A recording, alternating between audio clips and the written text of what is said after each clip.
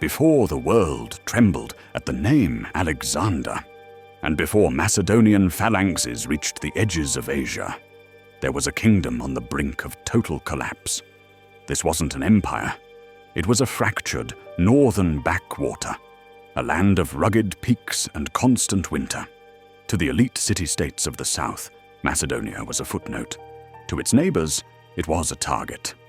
But more importantly, to the Greeks of Athens and Sparta, the Macedonians were an enigma. Were they cousins, or were they enemies? Were they Greeks, or were they barbarians? To the southern world, the Macedonians were half-Greek outsiders, uncouth, unrefined, and dangerous. By the time Alexander's father, Philip II, took the throne, this identity crisis was a death sentence.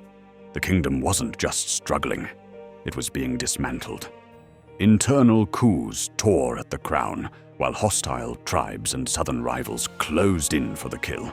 But out of this chaos, Philip didn't just survive, he engineered a miracle. He took a broken, barbarian state and forged it into the most disciplined military machine the world had ever seen. Alexander the Great didn't create his legend from nothing.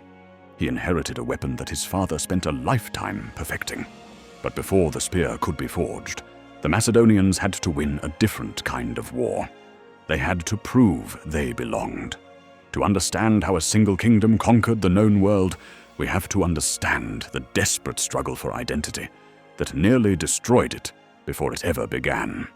And that struggle starts not with a king, but with a myth. Before Macedonia moved mountains, it was a fractured frontier of wooded valleys and unstable borders. It was a land of internal blood feuds, where clans fought each other as often as they fought invaders. Over this land ruled a single family, the Argeads. Their authority rested not on wealth or military supremacy, but on a single powerful idea, that their kings were descended from the heroes of Greek myth. Every Macedonian child learned the story. Their ancestors came from Argos, the ancient stronghold of heroic bloodlines. It was the home of Perseus, the slayer of monsters, of Bellerophon, who tamed the winged horse Pegasus, and above all, of Heracles, the mightiest of all Greek heroes. According to tradition, Heracles' descendant, Temenos, king of Argos, had many sons. When Temenos died, his sons quarreled violently for the throne. One son, Phaedon, emerged victorious. Another, Charanos, fled northward with a band of followers, seeking a land where he could build his own kingdom. Guided, the story says, by omens and visions, he wandered through the mountains of northern Greece until he discovered a fog-shrouded valley crowned by a lonely hill fort. Taking this as a divine sign, he founded the first Macedonian capital and became the founder of the Argead line. Historically, this tale is almost certainly myth. But in the ancient world, myth was not empty decoration. It expressed how a people understood themselves. The Argeads believed they carried the blood of Heracles. Macedonians believed it. And centuries later, Alexander would act as if he truly were the heir of heroic ancestry. Whether factual or not, the story gave the dynasty legitimacy, identity, and purpose. But mythology alone could not protect Macedonia from the harsh realities surrounding it. To understand those realities, we must step back and look at the land itself. Macedonia was a land caught between worlds.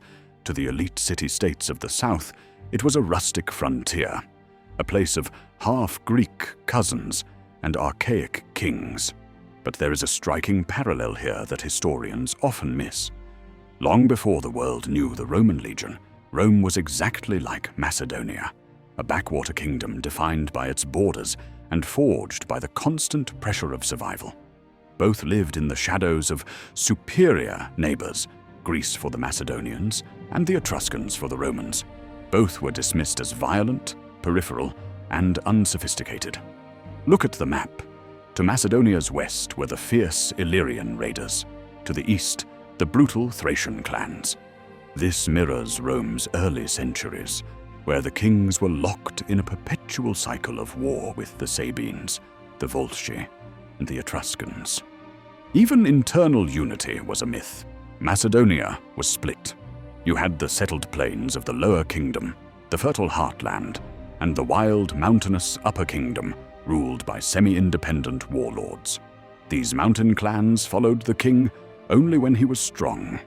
If he showed a hint of weakness, they vanished, or worse, joined the enemy. In these early days, neither Rome nor Macedonia were defined by glory.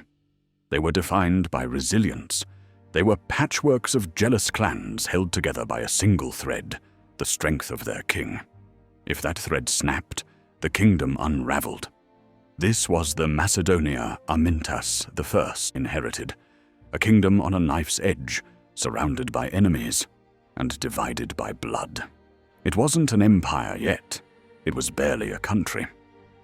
But like early Rome, this frontier was about to harden into an engine of conquest, and soon its fortunes would collide with the greatest empire the world had ever seen.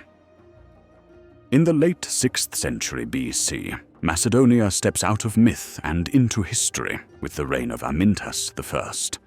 He ruled a kingdom with limited resources, surrounded by aggressive neighbors, and overshadowed by the cultural prestige of Greece. Few outside the region feared Macedonia, fewer respected it. This changed dramatically when Persia, under Darius the Great, expanded into Europe. In 513 BC, Darius's general Megabyzus subdued Thrace and marched toward Macedonia. Facing an empire whose power dwarfed anything Macedonia had ever encountered, Amyntas chose the only realistic course: submission. Yet, Persian vassalage proved unexpectedly beneficial. Persia installed no garrisons, demanded little tribute, and allowed the Argeads to rule internally. In return, Macedonia gained access to Persian trade, improved road networks, and relative security from its northern enemies. Under this arrangement, Macedon grew stronger, more stable, and more outward-looking than before.